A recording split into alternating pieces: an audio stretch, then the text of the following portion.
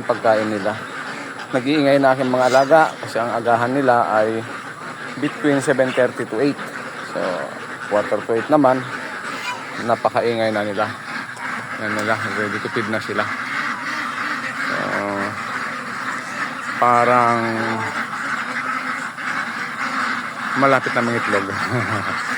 At medyo magastos talaga ang pagkain ng mga ito.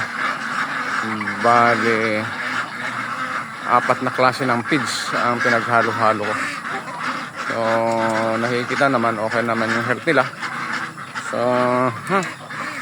siguro ay mapapaitlog din natin ang mga ito.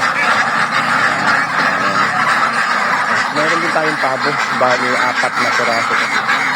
Then, may gansa din, mag-asawa. Then, nahalian na yung manok, may iba, nagbibinbin na rin. Ayun yung sa pagkain.